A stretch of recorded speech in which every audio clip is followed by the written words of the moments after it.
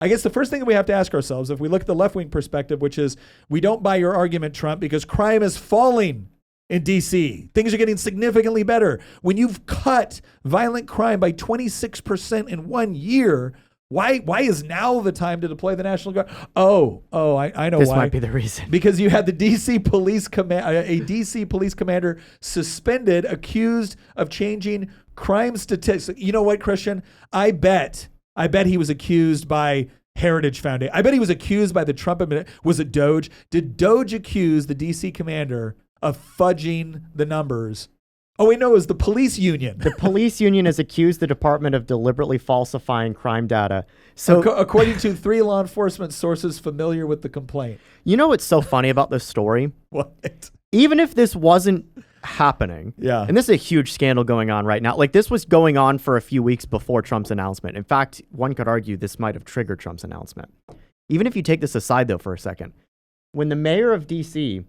was going out there saying crime's at a 30-year low, if Washington, D.C., if the Democrats got their way and Washington, D.C. was made a state tomorrow, it would have the #1 highest murder rate of any state in the country. After her supposed 30-year low in violent crime. So even if you do buy the numbers, it would still be the most violent, the highest murder It would easily have the highest murder rate of any state in the country. Yeah. I mean, look, so what an incredible self-own this is.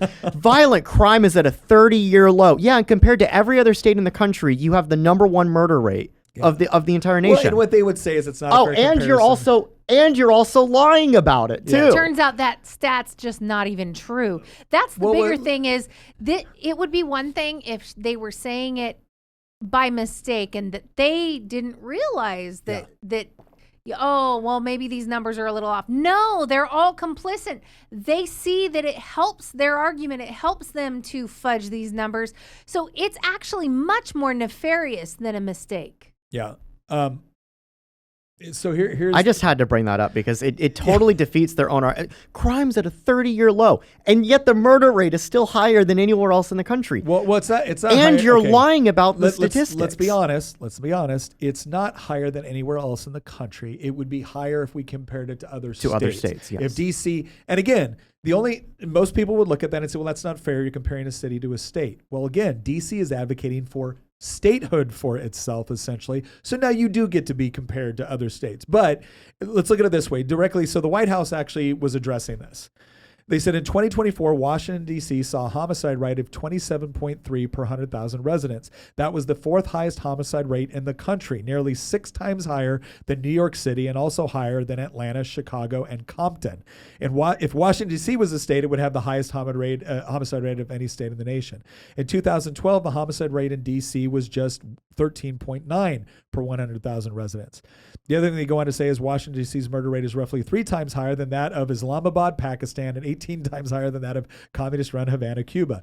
I will say that that's one thing about homicide rates in communist countries is that if the government isn't killing you, they actually maintain law and order. The number of juveniles arrested in D.C. has gone up each year since 2020, many of whom have had prior arrests for violent crimes. There were 29,348 crimes reported in Washington, D.C. last year, including 3,469 violent offenses, 1,026 assaults with a dangerous weapon, 2,113 robberies, and 5,139 motor vehicle thefts. So far in 2025, there have already been nearly 1,600 violent crimes and nearly 16,000 total crimes reported in Washington, D.C. So again, he's making the argument. Now, what you could come back and say is, well, yeah, but you're saying that there's a lot of crime. Okay, but if it's getting better, why stop? And again, that's the important part to look at, is that when we can't trust the crime statistics, and let's keep something in mind. The police union lobbied a accusation that D.C. was falsifying their crime statistics. Now, why would the police union be interested in exposing corruption within crime statistics? Well, the union has the incentive to essentially say, look, our officers are dealing with a very difficult situation. It's very violent. It's very dangerous. Therefore, they deserve compensation. So it could be pay raises. It could be mental health considerations. It could be more time off, right? Or hiring more officers. Right? The police union, their incentive structure is to advocate on behalf of their officers, of their union members. So again, their interest is in making the case that no, DC is not quite as hunky-dory as you're making it out to be. But what's So it's important to understand that incentive structure as well. Here's the part that becomes so frustrating. And we've seen this in Virginia as well, where you've got the Commonwealth attorney in Fairfax County constantly saying, oh, violent crime is down or crime overall is down. But then you always have to pour a little bit more into the statistics. How do you measure crime? So whenever you're looking at crime stats, you need to look at how are you measuring it. And again, when Trump points out that, okay, Washington, D.C. has a higher murder rate than Bogota, Mexico City, Islamabad, Lima, Peru, Ottawa, Paris, and he's going through other major capital cities. It's hard to argue that there isn't a problem here.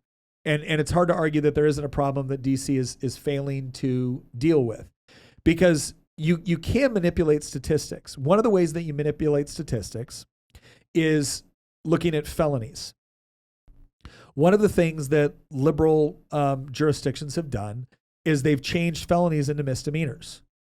And they've done this with things like theft. And they've allowed for expunging many misdemeanors. So they've allowed for expunging misdemeanors. They refuse to prosecute certain misdemeanors. They've taken things that were previous felonies and made them misdemeanors. And look, we can all have an argument on what we think is good or bad on that. There was a bill in Virginia a while back that got bipartisan support that increased the threshold for felony theft.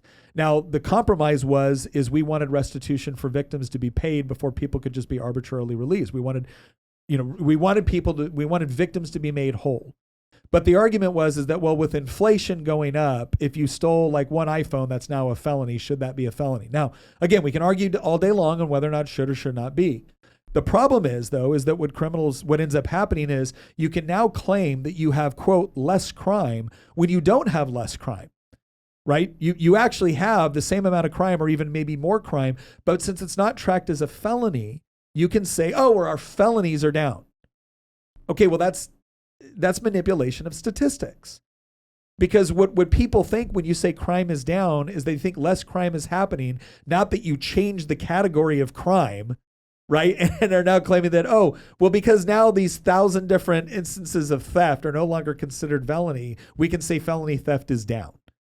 That's not an accurate representation of what people think in their minds when you're saying that your crime is improving.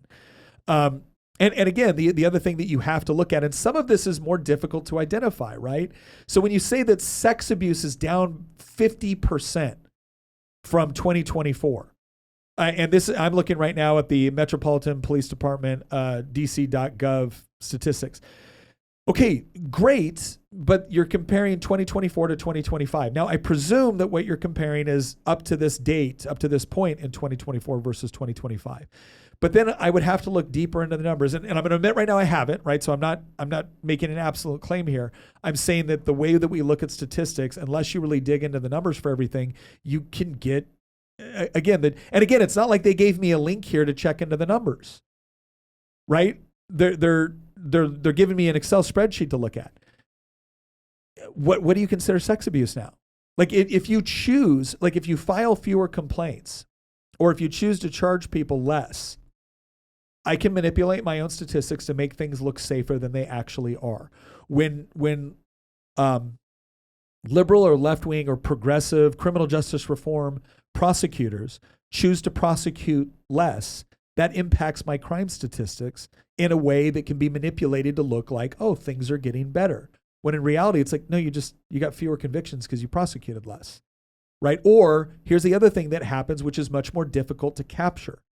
When for instance, in Virginia, we've had Commonwealth attorneys say, I will not prosecute X. I will not prosecute it. Well, law enforcement looks at that and is like, okay, then why do I bother? Well, if I don't get arrests associated with it, or I don't answer, or I don't prioritize calls associated with something, then I'm going to get theoretically fewer instances. Not because fewer crimes took place, but because you set the precedent that you're no longer going to prosecute these things. So why spend the time and resources trying to, follow it up with police reports? These things all need to be taken into consideration, because here's what I'm going to tell you. I'm seriously skeptical that the same, so here's what we're being asked to believe. The same sort of city council, the same sort of mayor, the same sort of progressive, attorneys and everything else somehow managed to facilitate a 26% drop in overall violent crime. What did you do different? What did you please, like, can you show me what you did different to facilitate this? And if the answer is, oh, it just kind of happened. Well, it really, because it wasn't happening before. So what changed? And that's where from the right, we look at this with a healthy degree of skepticism. It's like, well, I've seen what you did in places like San Francisco. I've seen what you've done in other cities where you've just changed the way that you gather the statistics. And here's the bottom line is that doesn't help the person that is more likely to be a victim of violent crime.